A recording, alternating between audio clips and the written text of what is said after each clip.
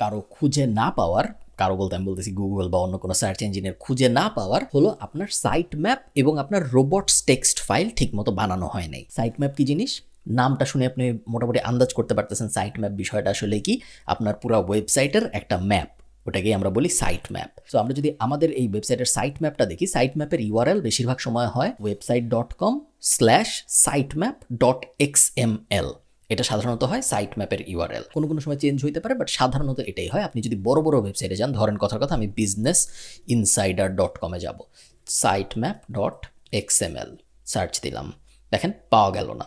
কারণ কোনো কোনো বড় বড় ওয়েবসাইট ওদের সাইট ম্যাপ লুকায় রাখে। আবার অনেক বড় বড় ওয়েবসাইট আছে যেগুলা খুব একটা কেয়ার করে না, তারা লুকায় রাখে না। সো facebook.com/sitemap.xml-এ যদি আমি যাই, facebook.com-ও লুকায় রাখছে। সো বড় বড় ওয়েবসাইট অনেক সময় লুকায় রাখে, ছোট ছোট ওয়েবসাইট সাধারণত লুকায় রাখে না।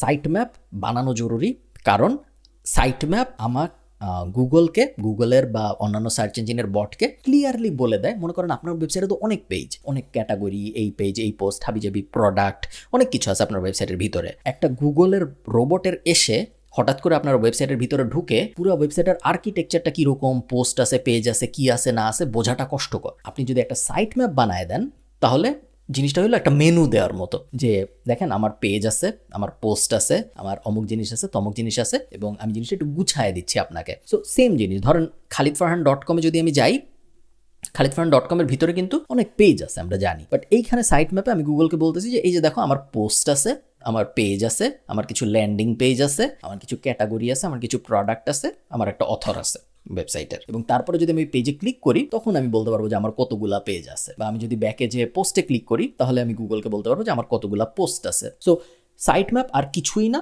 সুন্দর করে গুগলকে গুছায় দেওয়া যে আমার ওয়েবসাইটে কি কি ক্যাটাগরি আছে। সাইট ম্যাপ বানানো হয় কিভাবে? আপনি যদি ওয়ার্ডপ্রেস ব্যবহার করে থাকেন, যেটা আমি ধরে নিচ্ছি আপনারা অনেকেই করেন, সেই ক্ষেত্রে সাইট ম্যাপ বানানো একদম ডাল ভাত ব্যাপার। আপনার যেটা করতে হবে, আপনার ওয়েবসাইটে লগ ইন করতে হবে। লাইভ কোর্সের অদ্ভুত একটা ব্যাপার হলো অনেক সময় অনেক কিছু ঠিকঠাক মতো করা যায় না।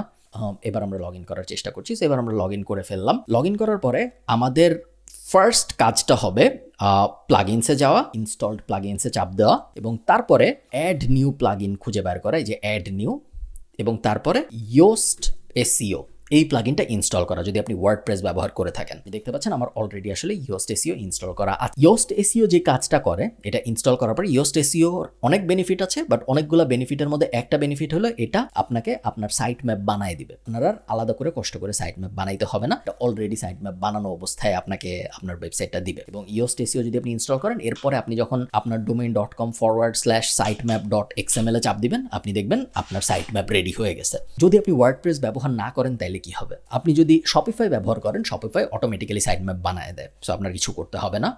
বেশিরভাগ জনপ্রিয় সিএমএস অটোমেটিক্যালি সাইট ম্যাপ বানিয়ে দেয়।